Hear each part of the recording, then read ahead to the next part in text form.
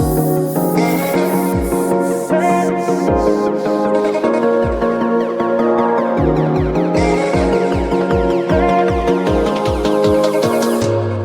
I am going to make you learn about phase and phase difference and phasor diagram. Phase क्या होता है, phase difference क्या होता है और फेजर डायग्राम क्या होता है। अब आपको मैं बताऊं कि मैं आपको फेजर डायग्राम क्यों पढ़ाने वाला हूं, फेज क्यों पढ़ाने वाला हूं, फेज डिफरेंस क्यों पढ़ाने वाला हूं।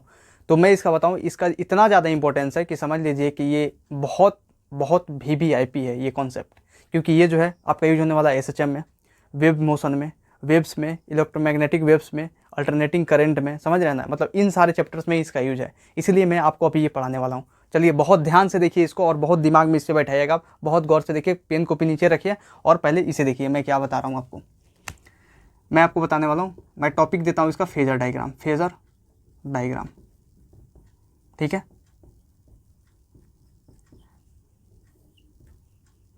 देखिए अब ये होता क्या है फेजर डायग्राम। मैं इसमें पहले आपको एक इक्वेशन लिखता हूँ, एक इक्वेशन ये लिखता हूँ, एक इक्वेशन है यहाँ पे, एक इक्वेशन है यहाँ पे कि y is equal to A sine omega t plus five. मैं आपसे इसमें पूछूं कि आप ये बताइए कि ये जो y है ये है sign omega t plus five है। आप ये बताइए इसमें फेज कौन है, फेज किसको बुलाता है, फेज किसको बुलाता है, एंगल कौन है। ये जो साइन के अंदर जो भी होता है ना ये एंगल होता है, और एंगल होता है इसी को फेज बोला जाता है, इसी को फेज बोला जाता है, फेज, ठीक है। मैं फेज बोला जाता है। लेकिन मैं आपसे पूछूँ कि इनिशियल फेज क्या होता है, आप इनिशियल फेज बता पाइएगा क्या होता है। इनिशियल फेज का मतलब होता है कि ऐसा फेज, मतलब कहीं भी इनिशियल लगा हो ना, इसका मतलब होता है स्टार्टिंग वाला, मतलब जब समय जीरो था, जब टाइम जीरो था तब फेज क्या था।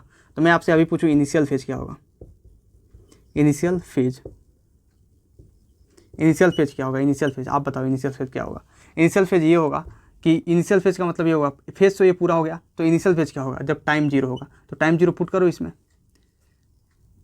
Omega into zero plus five कितना आ जाएगा, इनिशियल फेज कितना आ जाएगा, फाइव आ जाएगा। मतलब इनिशियल फेज कितना है इसमें, फाइव है, ठीक है। आपको समझ में आ रहा है मैं क्या बोल रहा हूँ। इनिशियल फेज कितना है इसमें, फाइव है। ये इक्वेशन दिया गया था, इसको फेज बोला जाता है, मतलब ये एंगल जो होता है इसको फेज बोला जाता है। और इनिशियल फेज किसको बोला जाएगा, इनिशियल फेज उसको बोला जाएगा जब समय जीरो होगा, जब टाइम जीरो होगा तब जो फेज आएगा उसको इनिशियल फेज बोला जाएगा, ठीक है। लेकिन अगर टाइम जो है टी है तो फेज क्या होगा, जो फेज होगा वो ओमेगा टी प्लस फाइव होगा, ठीक है, ओमेगा टी प्लस फाइव होगा, ठीक है। अब देखिए आप इसको समझें। अब देखिए नेक्स्ट मैं आपको समझाता हूँ, नेक्स्ट मैं ये समझाऊंगा कि फेज डिफरेंस क्या होता है। फेज डिफरेंस जो होता है ना, फेज का मतलब होता है एंगल, सीधा ध्यान में रखिएगा। फेज का मतलब क्या होता है, एंगल। और एंगल कौन सा, ये साइन के अंदर, साइन एक क्या है, ट्रिगोमेट्रिक फंक्शन है, और ट्रिगोमेट्रिक फंक्शन के अंदर जो भी होता है वो एक एंगल होता है, आपको पता होना चाहिए। ट्रिगोमेट्रिक फंक्शन के अंदर जो भी होता है, मैं ट्रिगोमेट्री में आपको बता चुका हूँ कि ट्रिगोमेट्रिक के फंक्शन के अंदर अगर जो भी चीज़ आता है वो एंगल होता है। तो फेज का मतलब होता है एंगल, मतलब फेज डिफरेंस का मतलब क्या हुआ, एंगल डिफरेंस। तो सीधी सी बात है, एंगल डिफरेंस, ये एंगल मैं ऐसे रिप्रेजेंट करता हूँ और ऐसे रिप्रेजेंट किया भी जाता है। Angle difference when trigonometric function are same, trigonometric function are same. मैं ये क्यों लिख दिया, ट्रिगोमेट्रिक फंक्शन आर सेम। अगर ट्रिगोमेट्रिक फंक्शन डिफरेंट हो तब क्या होगा, तब भी हो जाएगा एंगल डिफरेंस, क्या दिक्कत है। देखिए मैं आपको फेज डिफरेंस बता रहा हूँ, तब भी हो जाएगा, लेकिन तब भी कैसे होगा, इसलिए मैं आपको फेजर डायग्राम पढ़ाऊंगा कि अगर एंगल डिफरेंस अगर ट्रिगोमेट्रिक फंक्शन डिफरेंट हो तब कैसे हम निकालेंगे फेज डिफरेंस, ठीक है। तो देखिए पहला, when trigonometric function is same, तब फेज डिफरेंस कैसे आप निकालोगे, तब आप कैसे निकालोगे, तब आप ऐसे निकालोगे। मान लो जैसे मैं एक इक्वेशन दे रहा हूँ मैं, y n is equal to 2 sine omega t, और दूसरा y two is equal to 2 sine omega t plus pi by 2, ये मैं आपको दिया। तो यहाँ पे ट्रिगोमेट्रिक फंक्शन सेम है, ट्रिगोमेट्रिक फंक्शन सेम है, मतलब फेज डिफरेंस का मतलब हुआ, फेज डिफरेंस को रिप्रेजेंट किया जाता है डेल्टा फाई से। डेल्टा फाई का मतलब होता है phi two minus phi one. मतलब अब देखिए यहाँ पे डेल्टा फाई क्या है, अब देखिए यहाँ पे डेल्टा फाई क्या है, डेल्टा फाई जो है यहाँ पे फेज डिफरेंस है,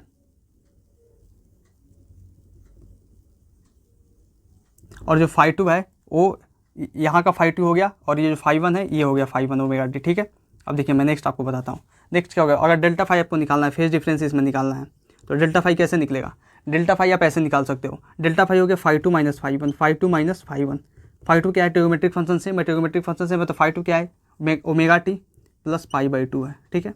और φ1 कितना है, φ1 है माइनस ओमेगा टी, तो plus omega t minus omega T किया, फेज डिफरेंस कितना आ गया π/2, मतलब 90 डिग्री का एंगल डिफरेंस है इस y1 और y2 में, ठीक है। मतलब यहाँ पे आप लिख सकते हो कि y2 leads by 90 degree from y1, आप ये लिख सकते हो लाइन, ठीक है। चलो इसे नोट करो। अब मैं बताऊंगा आपको कि अगर ट्रिगोमेट्रिक फंक्शन डिफरेंट होता है तब कैसे आप फेज डिफरेंस निकालोगे। चलिए अब मैं आपको बताने वाला हूँ कि अगर ट्रिगोमेट्रिक फंक्शन डिफरेंस हो तो कैसे हम निकालेंगे फेज डिफरेंस। देखो second number point, when trigonometric function is different, when trigonometric function is different, तो आप कैसे निकालोगे। जब ट्रिगोमेट्रिक फंक्शन ही डिफरेंट होगा तो आप कैसे निकालोगे, आप कैसे निकाल सकते हो जब ट्रिगोमेट्रिक फंक्शन डिफरेंट हो। तो सेम तो बता चुका हूँ आपको। तो देखो यहाँ पे ट्रिगोमेट्रिक फंक्शन, मान लो एक y1 इक्वेशन दिया हुआ है a sine omega t minus π/3, ठीक है। और दूसरा इक्वेशन दिया हुआ कि a साइन नहीं, ये मान लो साइन दे दिया तो सेम हो जाएगा, a cos, trigonometric function different हुआ ना, साइन ही यहाँ पे कॉस है, ओमेगा टी प्लस π/2, ठीक है। अगर ये दिया हुआ है तो कैसे आप फाइंड करोगे, आप बताओ कैसे फाइंड करोगे। तो देखो आप कोशिश कर सकते हो कि क्यों ना हम ये कॉस को साइन में बदल दें, बदल सकते हो। देखो कैसे आप बदल सकते हो, लिखा क्या हुआ है, ये तो यही लिखा हुआ है ना कि y2 is equal to a cos π/2 plus omega t, मतलब क्या 90 प्लस थीटा, ये है cos 90 plus theta, cos 90 plus theta कितना होता है साइन थीटा, मतलब y2 is equal to a sine omega t, यही तो लिखा हुआ है। और क्या लिखा हुआ है, क्या जादू हो गया क्या, कोई जादू नहीं हुआ है, वही चीज़ है। देखो ये 90 है मतलब ऑड मल्टीपल 90 है तो कॉस को साइन में बदल देगा, और साइन में बदल देगा साइन तो ओमेगा टी हो जाएगा। और कौन से क्वाड्रेंट में 90 लाई करता है, फर्स्ट क्वाड्रेंट में, जिसमें सब पॉजिटिव होता है तो पॉजिटिव होगा, मतलब a plus a sine omega T होगा। मतलब आप लिख सकते हैं कि y1 जो है ये हो गया आपका a sine omega t minus π/3, और y2 जो है ये हो गया आपका a साइन ओमेगा टी। अब यहाँ पर डेल्टा फाई लगा दो, डेल्टा फाई क्या होगा, φ2 माइनस φ1, भैया φ2 है ये ओमेगा टी, माइनस φ1 कितना है omega t minus π/3, step by step solve कर रहा हूँ बच्चे की तरह, ठीक है ना, कोई कि आपसे कोई गलती ना हो, ठीक है ना। अब देखो यहाँ पे माइनस है तो ये ओमेगा टी तो हो गया, लेकिन ये माइनस माइनस हो जाएगा प्लस π/3, ओमेगा टी किया π/3, आया समझ में। मतलब आप कह सकते हैं कि y1, अब लीड्स छोड़ दीजिए, वैसे छोड़ दीजिए, वैसे आपको बताऊंगा तो ज़्यादा कन्फ्यूज होगा, ठीक है ना। आप इतना समझ गए ना, ये π/3 होगा फेज डिफरेंस कितना है π/3। अब चलिए नेक्स्ट कॉन्सेप्ट की ओर चलते हैं और आपको मैं बताने वाला हूँ कि फेजर डायग्राम क्या होता है। फेजर डायग्राम आपको सिखाने वाला हूँ, उससे पहले देखिए यहाँ पे, अब यहाँ पे जगह नहीं है, पहले मैं इसे मिटाता हूँ, उसके बाद मैं फेजर डायग्राम आपको बताता हूँ। नोट कर लीजिए इसे पॉज करके, रिवाइंड करके नोट कर लीजिएगा पॉज करके, ठीक है। अब देखिए अब मैं आपको बताने वाला हूँ फेजर डायग्राम, जो टॉपिक था वहाँ पर आ गए हम लोग, ठीक है, जो टॉपिक था वहाँ पर आ गया। फेजर डायग्राम होता क्या,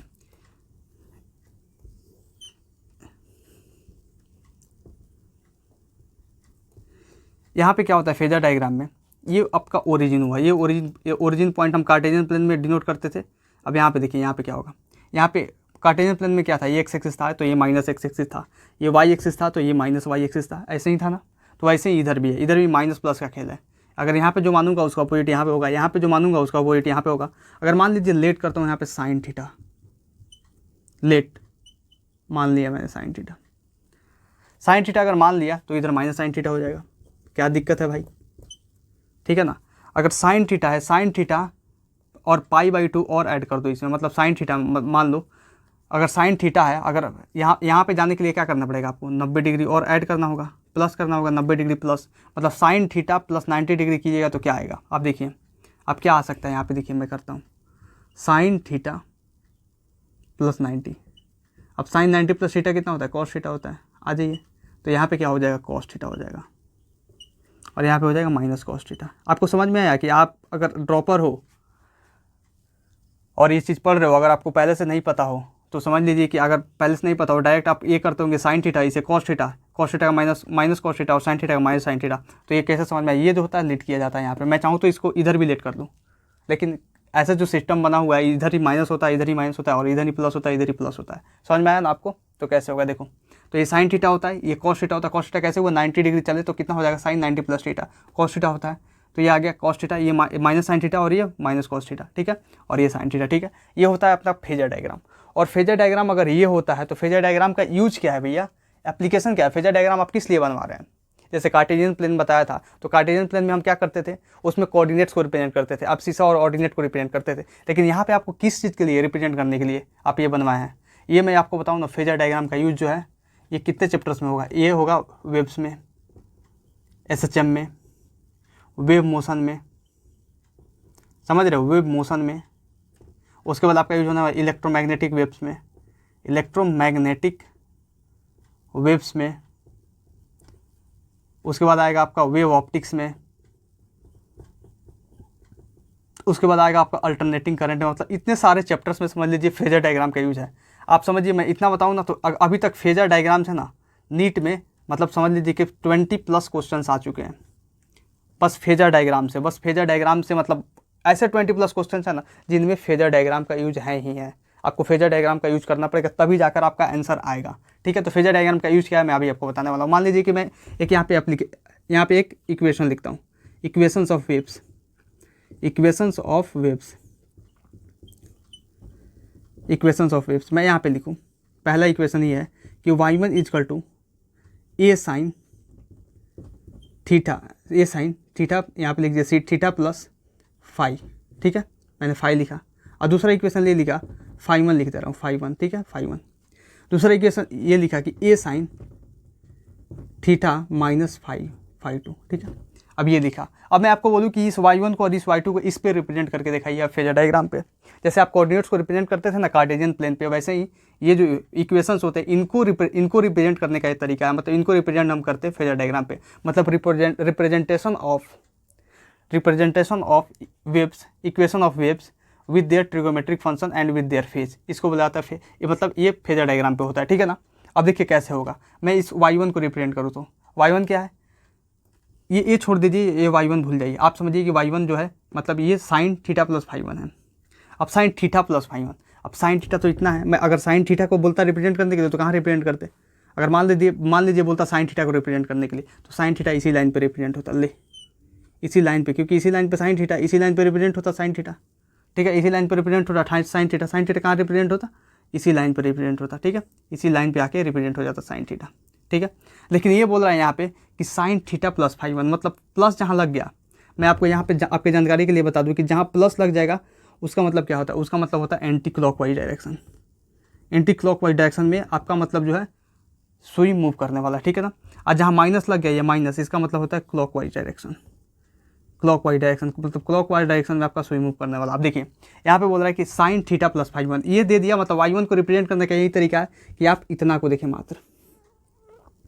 आप मात्र इतना को देखें कि ये क्या बोल रहा है, साइन थीटा प्लस फाई 1, ये साइन थीटा है। आपको मैं बोला था कि साइन थीटा प्लस 90 आपको जाना है, तो साइन थीटा में क्या कर दिया आप, ऐसे घूमकर 90 जोड़ दिए तो कॉस थीटा आ गया कि नहीं। लेकिन वैसे ही साइन थीटा प्लस फाई 1 बोल रहा हूँ, तो साइन थीटा में आपको फाई 1 ऐड करना है। तो मान लीजिए ये था, यहाँ पे फाई 1 आपने ऐड कर दिया, हो गया, ये y1 रिप्रेजेंट हो गया, ये इक्वेशन रिप्रेजेंट हो गया, ये साइन थीटा प्लस फाई 1 हो गया। आया समझ में आपको कैसे मैंने किया। अब मान लीजिए मैं y2 बोला, ये साइन थीटा माइनस फाई 2, आ जाइए इधर, साइन थीटा पहले से माइनस फाई 2, माइनस मतलब कहाँ गया, y2 इधर आया, माइनस मतलब क्लॉकवाइज डायरेक्शन में ऐसे, ये हो गया, ये प्लस फाई 1 था, ये माइनस फाई 2 है। आया समझ में कैसे रिप्रेजेंट किया मैंने इसको। अगर मैं आपको बोल दूँ यहाँ पे, अगर मैं आपको ये बोल दूँ, जैसे मान लीजिए कि ये 2 नंबर हुआ, ये 3 नंबर पॉइंट, 3 नंबर पॉइंट मैं बोल दूँ y3 minus cos theta minus cos theta plus y phi 3 है, minus cos theta plus phi 3। अब minus cos theta plus phi 3 लिखा हुआ मैं, तो माइनस कॉस थीटा ये है और प्लस फाई 3 बोल रहा हूँ, तो इधर जाऊँगा या इधर जाऊँगा। अब बताइए, माइनस कॉस थीटा है और प्लस फाई 3, अगर प्लस आ गया यहाँ पे तो प्लस का मतलब क्या होता है आपका एंटी क्लॉकवाइज डायरेक्शन। तो एंटी क्लॉकवाइज डायरेक्शन किधर जाएगा, एंटी क्लॉकवाइज डायरेक्शन मतलब इधर जाएगा। तो minus cos theta plus phi 3, तो प्लस फाई 3 है, तो इधर आ जाइए आप, ये हो गया y3, ये एंटी क्लॉकवाइज डायरेक्शन में, ये हो गया प्लस फाई 3। आया समझ में। मैं ज़्यादा खोज पूछ नहीं करूँगा, मैं आपको इतना बता दिया, आप इसको इतना नोट करें और आप इसको समझें। मैं फिर से एक बार कोशिश करता हूँ कि आपको बता दूँ। देखो यहाँ पे देखो, आप देखो यहाँ पे, ठीक है। देखो यहाँ पे देखो, ये आपका साइन थीटा था, मैंने लेट किया था, ठीक है।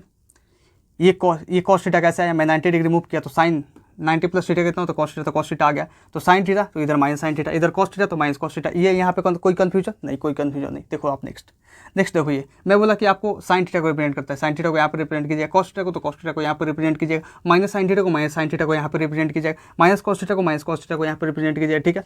अगर मैं बोल दूँ कुछ इक्वेशन ऑफ वेव्स में दिया y1 = a sin theta plus y1, आपको y1 को रिप्रेजेंट करना है, कैसे कीजिएगा, y1 को रिप्रेजेंट करना है तो कैसे कीजिएगा, y1 को रिप्रेजेंट करना है तो ऐसे कीजिएगा, ये है साइन थीटा प्लस y1, तो साइन थीटा प्लस y1 को रिप्रेजेंट करने के लिए क्या करना पड़ेगा, आप y1 को रिप्रेजेंट करना चाहते हो तो साइन थीटा प्लस y1 को रिप्रेजेंट कीजिए।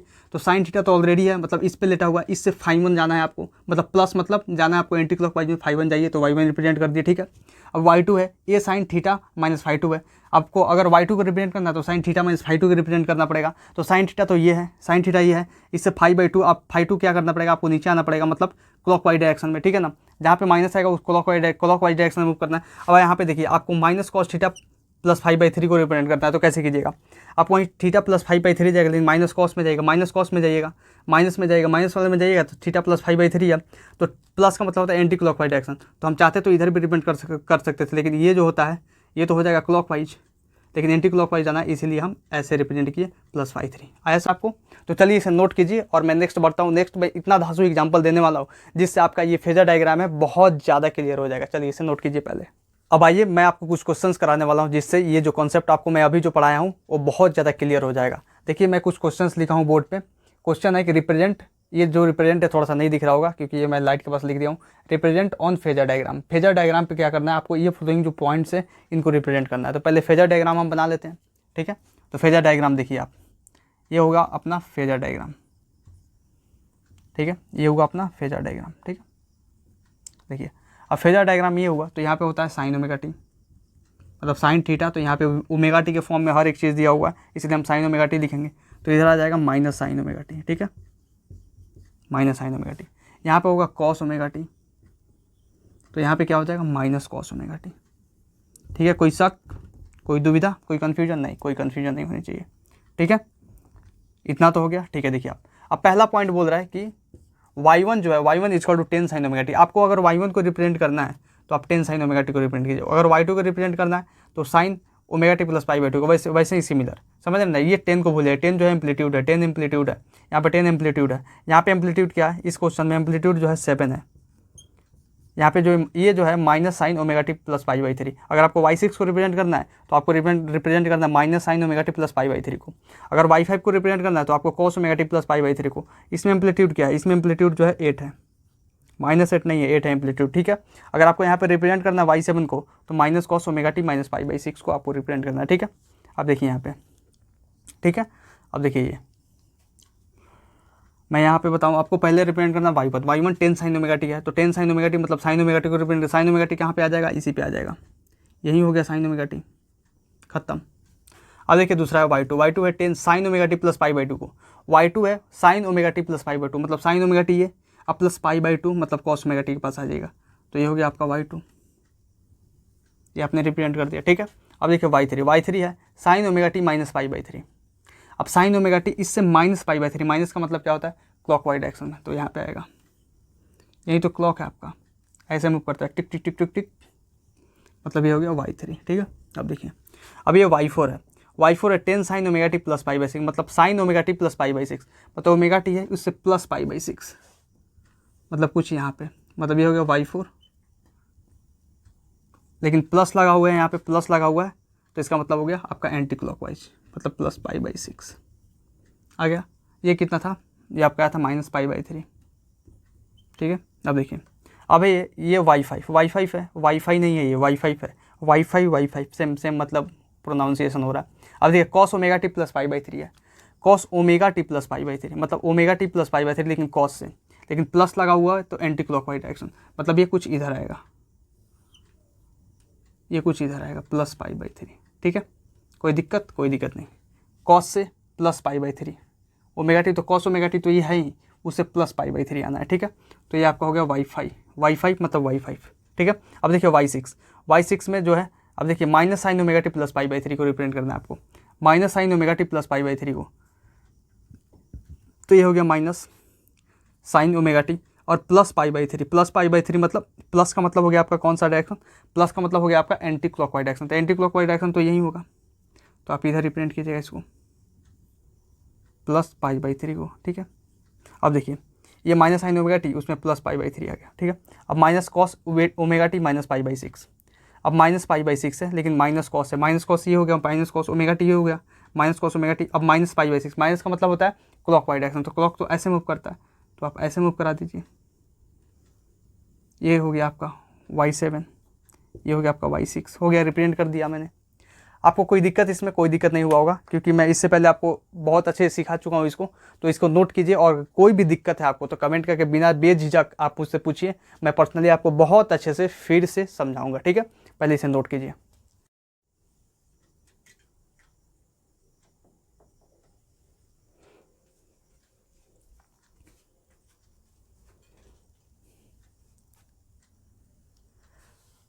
तो चलिए नेक्स्ट कॉन्सेप्ट, तो चलिए नेक्स्ट क्वेश्चन की तरफ मूव करते हैं कि नेक्स्ट क्वेश्चन क्या बोल रहा है, और नेक्स्ट क्वेश्चन से आपको बहुत कुछ सीखने को मिलने वाला है। तो नेक्स्ट क्वेश्चन देखिए, नेक्स्ट क्वेश्चन ये है कि दो इक्वेशन दिए हुए हैं, पहला इक्वेशन ये है, दूसरा इक्वेशन ये है, पहला इक्वेशन ये है, दूसरा इक्वेशन ये है, पहला ये है, दूसरा ये है, वैसे ही सिमिलरली। ठीक है, अब उस क्या करना है, इन दोनों इक्वेशन से आपको फेज डिफरेंस निकालना है।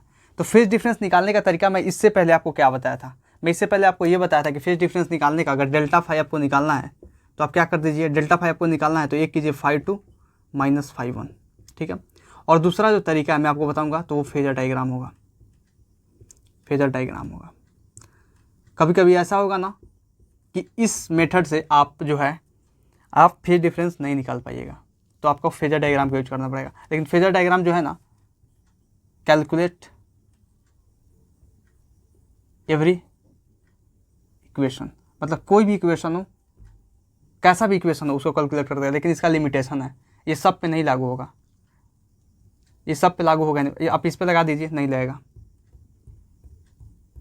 नहीं लगेगा। आप इस पे लगा के देख लीजिए, नहीं लगेगा ये वाला equation phi two minus phi one वाला, आपको फेजर डायग्राम, लेकिन फेजर डायग्राम से सारा सॉल्व हो जाएगा। तो देखिए मैं आपको सिखाने वाला हूँ कि फेजर डायग्राम का कैसे यूज करेंगे आप फेज डिफरेंस निकालने के लिए। तो चलिए मैं पहले क्वेश्चन को देखता हूँ। पहला क्वेश्चन, फर्स्ट क्वेश्चन में दिया I1 बराबर I naught sine five plus theta plus pi by three और I2 बराबर I naught sine theta minus pi by six. तो हमको क्या करना है, I1 को रिप्रेजेंट करना है, फिर I2 को रिप्रेजेंट करना है, और उसके बाद रिप्रेजेंट करने के बाद खुद कहानी साफ नज़र आ जाएगा कि सच में कहानी है क्या।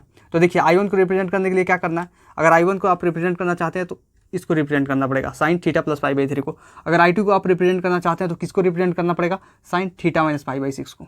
तो आप फेजर डायग्राम बनाइए। चलिए मैं एक रफ के लिए यहाँ पे बनाता हूँ फेजर डायग्राम। ठीक है, ये फेजर डायग्राम हुआ। ये क्या है, अब ये हो गया आपका साइन थीटा, ये हो गया आपका कॉस थीटा। ठीक है, कॉस थीटा। अब देखिए पहला बोल रहा है साइन, पहला बोल रहा है sine theta plus pi by three, मतलब theta plus pi by three, ये साइन थीटा है, प्लस पाई बाई थ्री मतलब ऊपर जाइएगा आप, ऊपर जाइएगा प्लस पाई बाई थ्री। ठीक है, आ रहा है समझ में मैं क्या बोल रहा हूँ। मैं बड़ा लिखूँ, बड़ा लिखता हूँ, छोड़ो इसे, मैं थोड़ा बड़ा लिखता हूँ समझाने के लिए, थोड़ा बड़ा लिखता हूँ। देखो आप, ये हो गया। ठीक है, मैं, ठीक है, देखो यहाँ पे ये हो गया। ठीक है, देखो यहाँ पे साइन थीटा है, यहाँ पे कॉस थीटा है, बाकी रिप्रेजेंट करेंगे अगर यूज होगा तो। ठीक है, अब देखिए sign theta plus pi by three, ये साइन थीटा है, प्लस पाई बाई थ्री आपको जाना है तो इधर जाइएगा। प्लस का मतलब एंटी क्लॉकवाइज डायरेक्शन, मतलब ये I1 रिप्रेजेंट आपने कर दिया, कितना, प्लस पाई बाई थ्री। ठीक है, अब देखिए, अब दूसरा है I2 रिप्रेजेंट करना है, आप ऐसे ही लिखिए। अब I2 आपको रिप्रेजेंट करना है, तो I2 रिप्रेजेंट करना है तो sign theta minus pi by six को आप रिप्रेजेंट कीजिएगा। अब साइन थीटा ये माइनस पाई बाई सिक्स, मतलब आप आइएगा क्लॉकवाइज में, माइनस पाई बाई सिक्स। ठीक है, अब बोल रहा है दोनों के बीच में फेज डिफरेंस कितना होगा, चुपचाप कुछ नहीं करना है आपको, आप जो भी ये I1 है या I2 है उसके बीच में जो भी एंगल बनेगा वो फेज डिफरेंस है। मतलब जो भी एंगल बन रहा है, ये निकालने का तरीका है कि I1 को रिप्रेजेंट किए कर दिए, I2 को रिप्रेजेंट किए कर दिए, और दोनों के बीच में जो एंगल बन रहा है, ये जो एंगल बन रहा है वही है उसका फेज डिफरेंस। बस ऐसे समझना है आपको, जो एंगल बन रहा है वही phase difference. Pi by six plus pi by three कितना होता है भैया, पाई by six plus pi by three pi by two होता है, निकाल दो। 6 पाई प्लस ये 3 टू जा 2 पाई, ये हो गया 3 पाई बाई सिक्स, मतलब pi by two. Pi by two हुआ, आप इसे रिप्रेजेंट कर दो लो, पाई बाई टू हुआ, मतलब इसके बीच का फेज डिफरेंस कितना हुआ, 90 डिग्री, पाई बाई टू। आया समझ में, आया मैंने कैसे किया। ठीक है, पहला हो गया। अब दूसरा देखिए, दूसरा क्या बोल रहा है, पहला तो हो गया, दूसरा बोलिए। दूसरा आपको I1 को रिप्रेजेंट करने के लिए इसको रिप्रेजेंट करना पड़ेगा, I2 को रिप्रेजेंट करने के लिए इसको रिप्रेजेंट करना पड़ेगा। तो पहला है sine theta plus pi by three, ये sine theta plus pi by three. तो आ जाए I1 तो रिप्रेजेंट ऐसे ही हो गया यहाँ पे। चलिए दूसरा मैं करता हूँ, पहला मैं कर दिया हूँ, दूसरा मैं इधर रफ में करता हूँ, इधर मैं करता हूँ, फिर मैं मिटाऊंगा भी। ठीक है, आप पहला से देखकर सीख लीजिएगा हर चीज़ को, पहले से देखकर हर चीज़ को सीख लीजिएगा, इससे आपको मैं इसको मैं मिटाऊंगा क्योंकि स्पेस नहीं है। ठीक है, अब देखिए यहाँ पे है साइन थीटा, यहाँ पे है कॉस थीटा। ठीक है, अब देखिए पहला sign theta plus pi by three, ले भाई प्लस पाई बाई थ्री आ गया, तो ये I1 है दूसरे के लिए, ये B के लिए मैं सोल्व कर रहा हूँ। अब देखो यहाँ पे अब I2 कितना है, cos theta plus pi by three, ये cos theta plus pi by three, आ जा भाई, ये I2 है, ये भी प्लस पाई बाई थ्री है।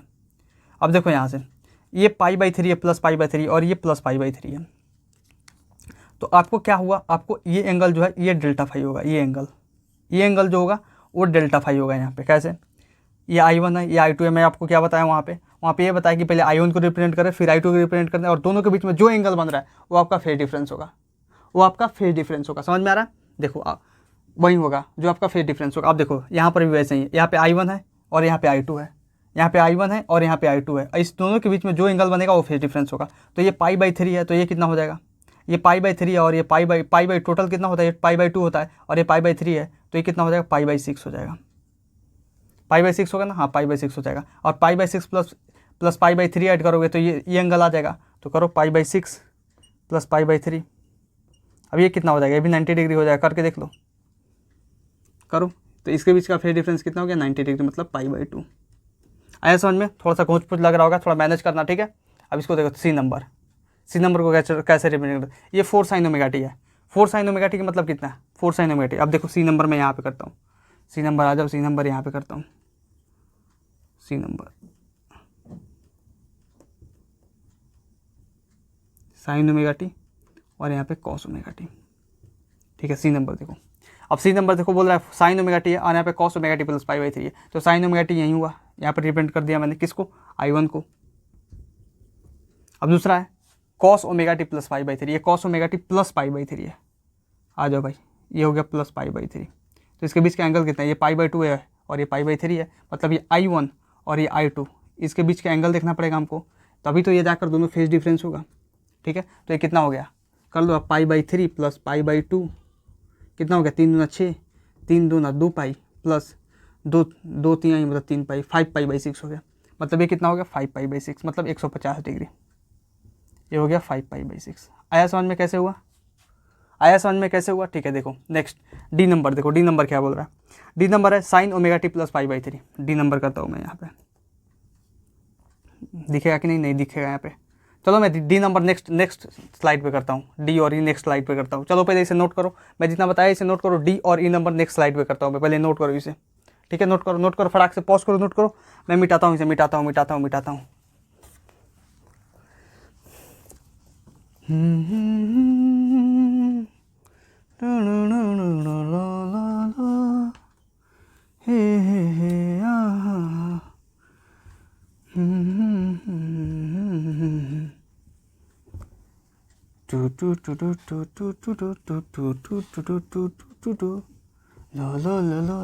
हो गया क्लीन, थोड़ा होना चाहिए अच्छे से। ठीक है, अब देखो डी नंबर को मैं बताता हूँ, डी नंबर को कैसे सोल्व करोगे।